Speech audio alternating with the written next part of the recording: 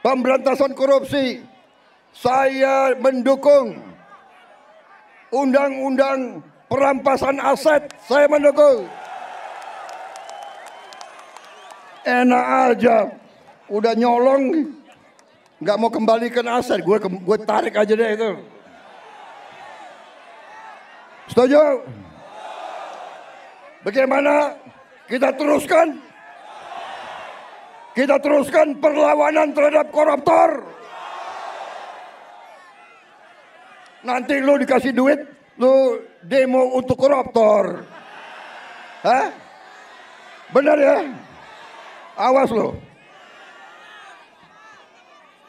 Gue heran di Indonesia ada demo mendukung koruptor, gue heran tuh.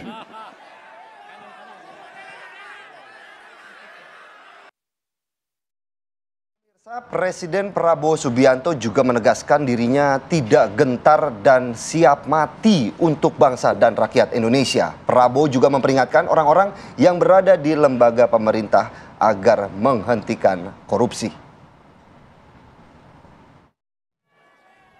Kami sudah melihat, kami sudah menghitung kekayaan bangsa Indonesia begitu besar. Masalahnya maling-malingnya juga banyak. Saudara-saudara sekalian, pemerintah yang saya pimpin bertekad untuk berusaha menghilangkan korupsi dari bumi Indonesia. Sudah katakan, saya rela, saya siap, saya ikhlas mati untuk bangsa dan rakyat saya.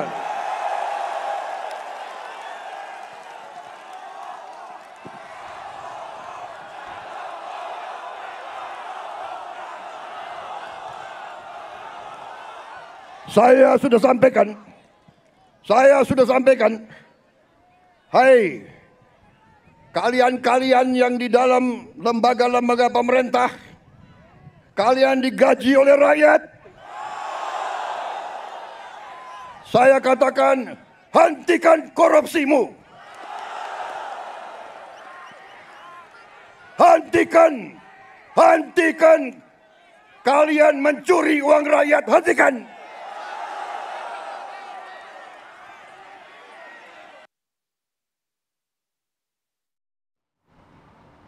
Merinding loh saya. Wih, kekayaan Indonesia besar tapi malingnya banyak. Tuh dia udah maling, hantunya juga banyak. Hantu korupsi, makanya kalau ditangkap lepas terus karena kan hantu, ya kan? Lolos ya. Lolos terus. Iya, susah nangkapnya. Itu. Makanya merinding kenapa nih? Merinding hantu atau merinding takut? Ya, kita akan bahas bagaimana pernyataan Presiden Prabowo yang tak gentar melawan koruptor dengan narasumber kita yang sudah hadir di studio. Ada Bang Saud Situmorang, Wakil Ketua KPK 2015-2019. Selamat pagi, Bang Saud. Pagi. Baik. Kemudian ada juga Bang Saur Siagian, pegiat anti korupsi. Selamat pagi, Bang Saur. Selamat pagi, Bang Malar. Mas ini katanya kalau udah ngomongin anti korupsi sampai sore dialognya siap gitu, ya kan? Kita jabani sampai sore. Oke, siap. Ya. Dan kita juga sudah tersambung dengan Kang Ujang Komarudin, jubir kantor komunikasi kepresidenan yang saat ini bertugas di Purbalingga sehingga hanya bisa melalui Zoom. Selamat pagi, assalamualaikum Kang Ujang. Assalamualaikum Kang Ujang. Selamat pagi, Mbak Mala. Waalaikumsalam, Bang Philip, Bang Mala, Bang Saur, Bang Saud. Baik. Jangan cuma lawan korupsi ya. Ya, Kang Ujang. Terkait dengan pernyataan Presiden Prabowo Subianto di hadapan para buruh, sebenarnya konteks dan maknanya apa sehingga pernyataan ini kemudian diungkapkan?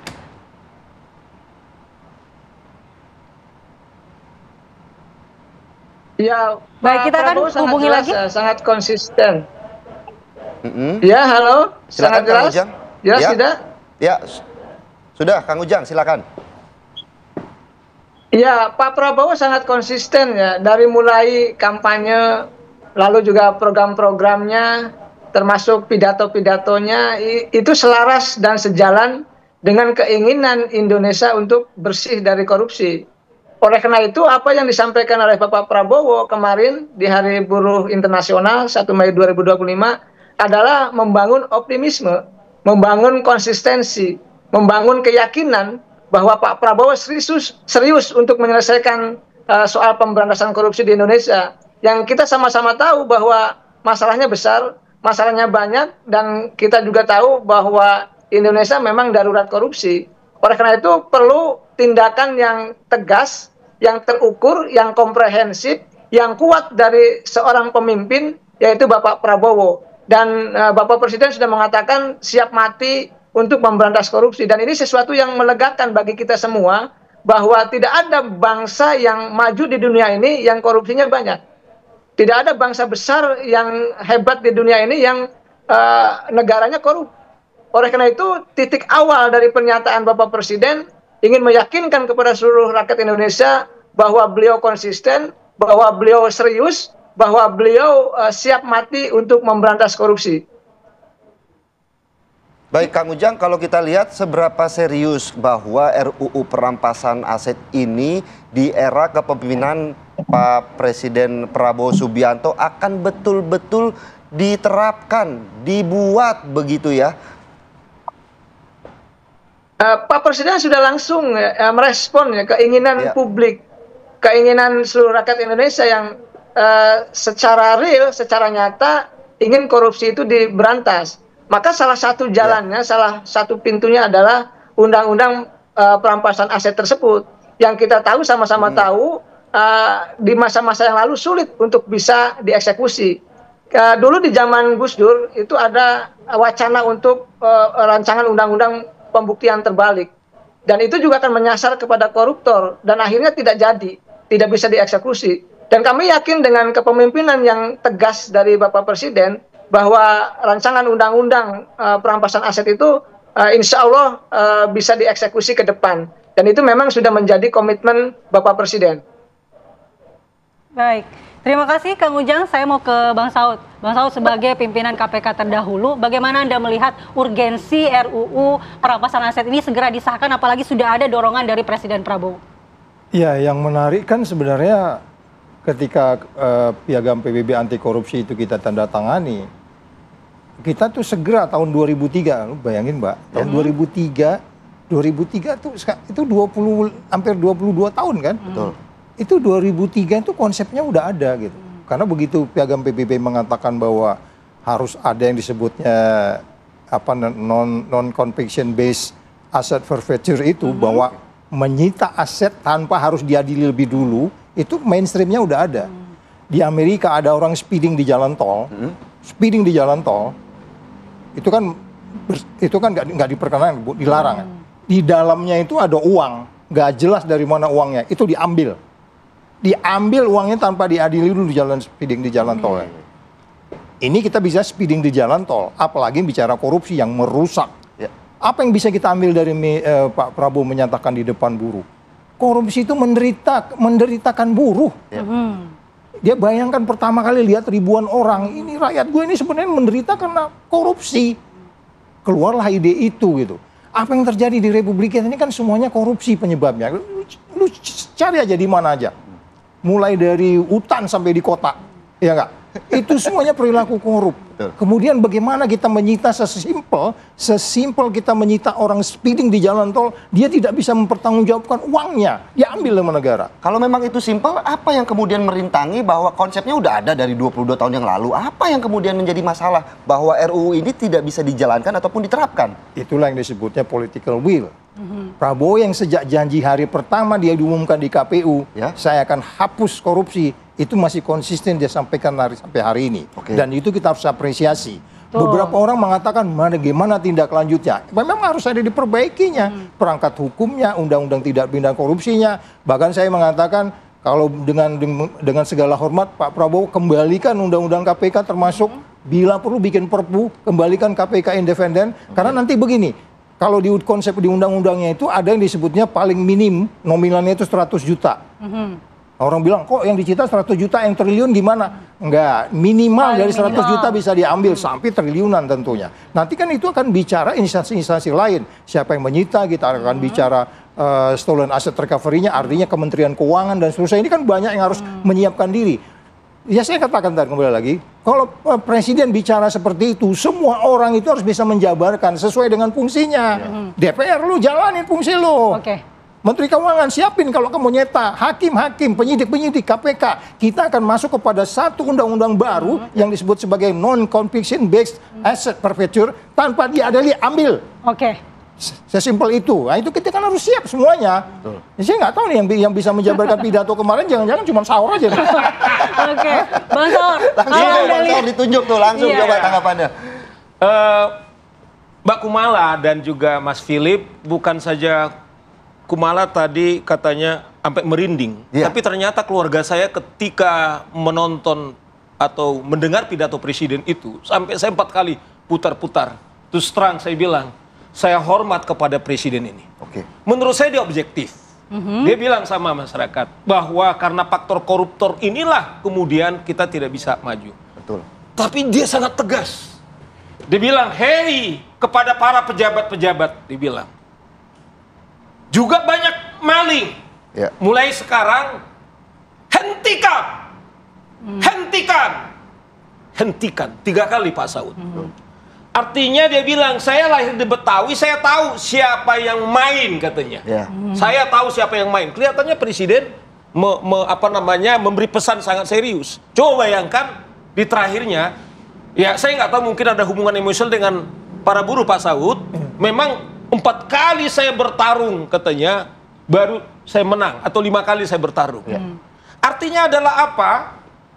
Jelas di sana ada DPR yang hadir, ada ketua DPR. Dia bilang, saya terakhir minta supaya RUU perampasan aset segera diundangkan. Maksud saya, presiden sudah melakukan genderang perang dan pesan. Pesan bukan saja dia presiden, kepala pemerintahan, tapi dia juga kepala negara. Artinya, hei anggota DPR. Nah, kita mau ini, sebagai rakyat kita ini Pak Saud.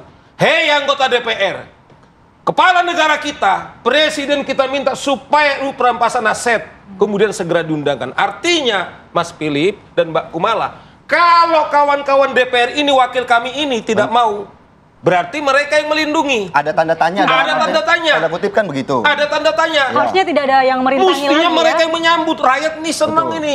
Mereka mestinya menyambut. Nah, oleh karena itu, kalau memang tidak bisa lagi, kita dorong dalam waktu dekat ini, jangan lagi lewat hitungan tahun. Segera presiden memberikan atau mengeluarkan perpu RUU perampasan aset. Baru kita tracing, Mas Philip, Mbak Kumala. Adakah partai-partai Kim ini yang kemudian membelot? Nah, kalau ada segera keluarkan mereka. Atau ada kira-kira orang-orang di DPR, anggota DPR kita ini, Mbak Kumala, kita catat mereka. Oh, inilah sebenarnya yang orang-orang yang menghambat RUU perampasan aset diundangkan. Kemudian kita potret mereka, inilah wajah yang betul-betul mengkhianati kepada keinginan daripada pemerintah. Tapi sesimpel itu, apakah sesimpel itu Bang Saud bahwa dengan RUU perampasan aset tinggal tunjuk akan membuka semuanya kotak Pandora bahwa ini siapa yang merintangi, bisa dalam tanda kutip menurut Bang Saur juga, oh ini ada indikasi begitu. Tapi dijawab sesaat lagi ya, tetaplah di Apa Kabar Indonesia Pagi selanjutnya. Kembali di Apa Kabar Indonesia Pagi, pemirsa, kita lanjutkan dialog. Saya mau kembali ke Kang Ujang. Kang Ujang, kalau memang pengesahan RUU perampasan aset ini menjadi agenda prioritas legislasi tahun ini dan pemerintah akan mendorong itu, apakah pemerintah juga sudah menyiapkan respons ketika ada kelompok-kelompok tertentu yang masih melakukan penolakan terhadap arahan Presiden Prabowo Subianto?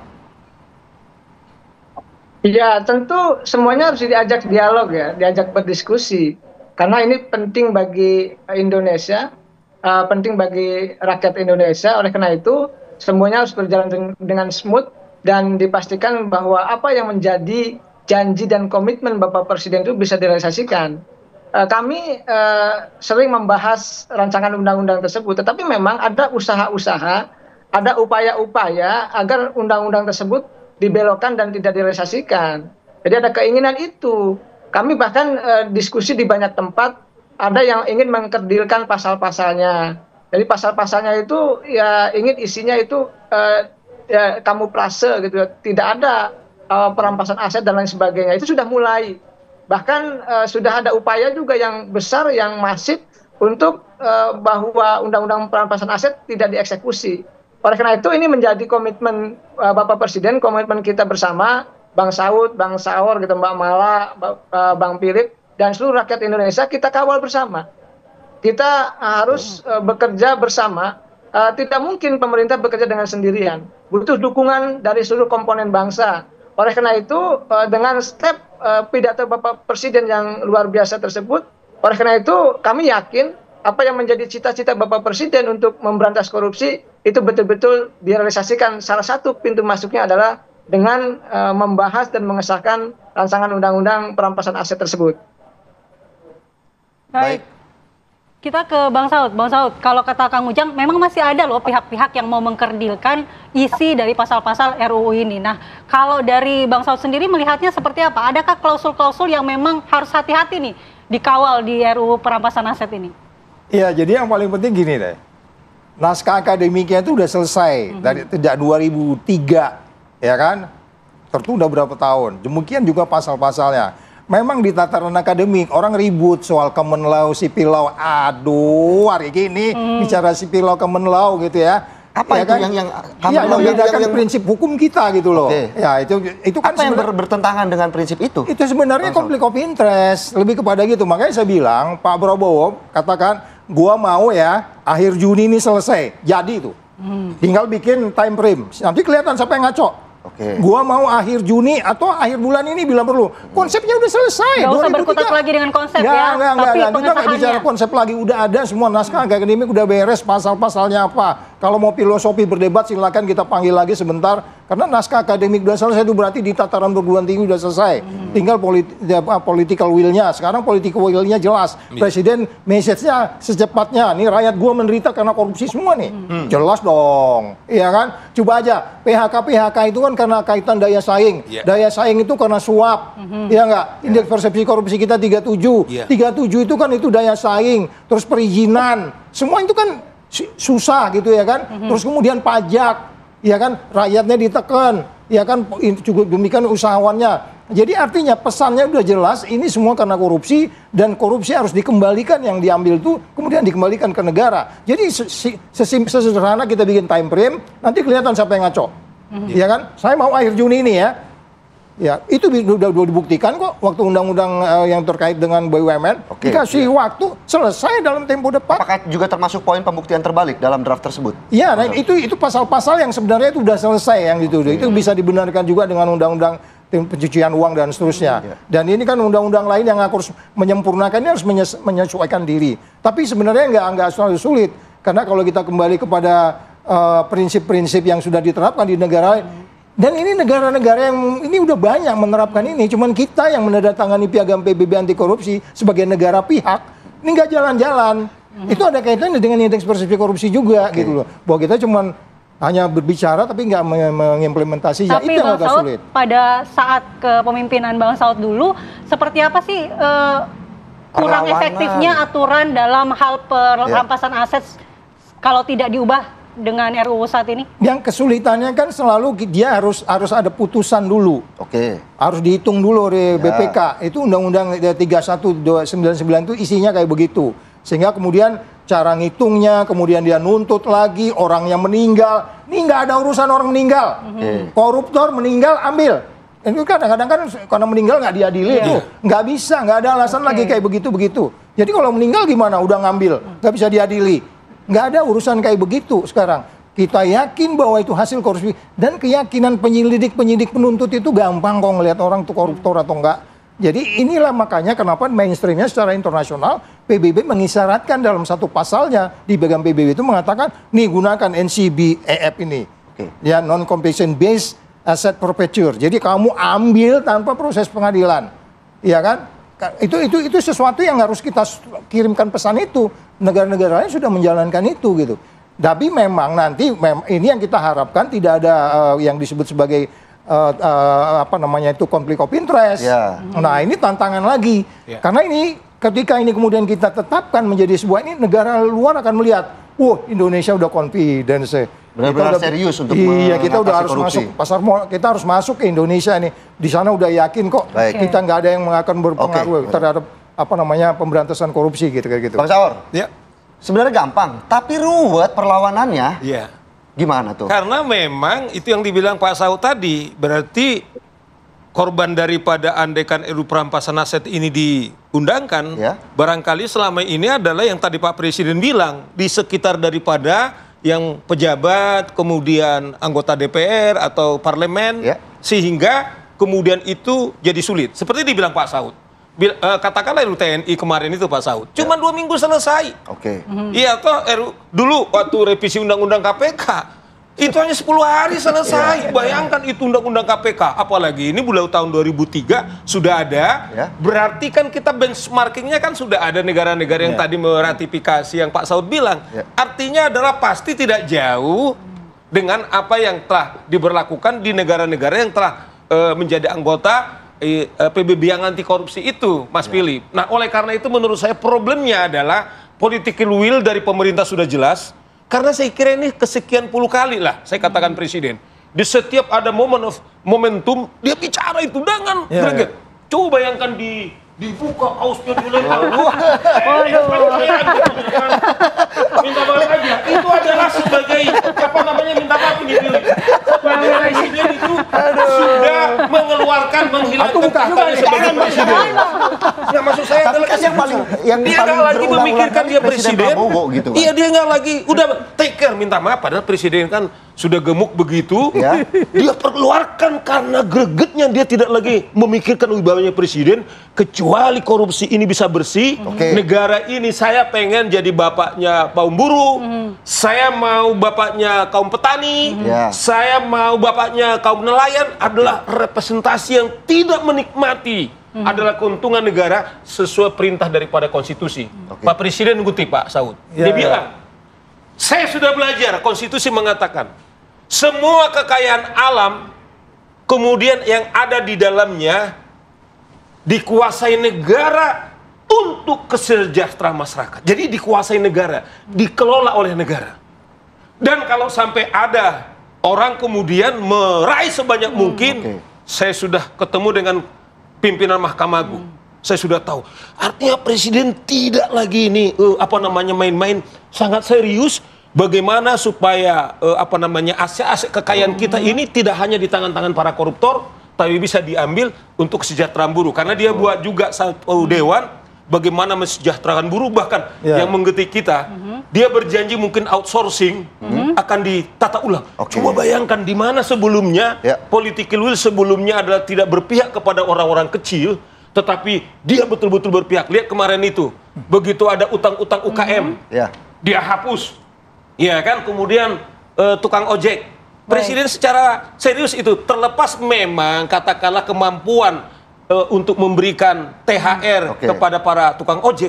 Saya lihat presiden kita bagaimana keberpihakan kepada orang kecil. Dan dugaan saya itulah tugas utama daripada seorang pemimpin negara, karena dia tidak punya hak akses to justice. Bang Saud, mungkin terakhir bahwa Kang Ujang juga tadi sudah menjelaskan ini yang bisa mendukung dari Presiden Prabowo Subianto adalah masyarakat. Selaku pegiat anti korupsi, bagaimana akan mengawal impian dari Presiden Prabowo Subianto untuk mengesahkan RUU perampasan aset? Singkat saja Bang Saud. Iya, jadi kita kan sangat sederhana ini Kang Ujang. Karena kan kita tahu berapa fraksi di DPR, 9 fraksi. Nah, kalau yang saya tahu 8 fraksi yang secara terbuka, tapi akhirnya seluruh fraksi juga mendukung presiden. Kan kita tahu 560 berapa, 570 berapa. Setiap fraksi ini kita tahu. Rakyat kan tahu, misalnya kita ini yang nongkongi, fraksi mana yang pokoknya tidak ini? Dukung, Komisi 3. Kan tinggal begitu. Komisi 3 teman saya itu Habibur Rahman Bim. Gua tahu ini dia adalah pejuang. Iya kan, tinggal bagaimana praksi-praksi kemudian diorkestra. Kalau ada praksinya kemudian setuju, keluarkan dia dari pemerintah dan kemudian rakyat akan mendukung dia. Jangan-jangan itu yang kita bilang, paling kita melapor nanti ke lembaganya Pak Saud sebagai hak rakyat kan? Kenapa ini tidak? Iya kan? Coba diteliti. Kita laporkan mereka ke Dewan Kehormatan DPR. Tidak berlaku ya kita gugatan, banyak sekali gugatan-gugatan. Bisa lucid gugatan masyarakat, bisa juga gugatan-gugatan dari masyarakat. Karena apa? Kita ingatkan kawan-kawan DPR itu, mereka dapat fasilitas sebaik itu, seperti Pak Prabowo bilang, mereka digaji oleh rakyat, digaji keringatnya kumala, dan juga Philip dan juga Pak Saud. Jadi kalau keringetan jadi mau buka jam juga kan bawaannya. Terima kasih Bang Saud atas waktunya Bang Saud untuk pagi hari ini. Kayaknya karena nggak bisa sampai sore kan ada durasi. Kita lanjutkan di luar forum. Kita kawal terus kita sampai kawal. Kang disahkan. Ujang juga terima kasih atas waktunya. Wah, Kang Ujang kalau nyampe ke sini juga udah seru nih ya di studio pada pagi hari ini. Bang Philip. Baik, terima kasih para narasumber. Kembali. Dan pemirsa, kami akan kembali di Apa Kabar Indonesia Pagi, tentu dengan kabar-kabar yang patut dan layak Anda simak. Saat Betul. lagi. Seru nih. Jangan. Buka, ya kan?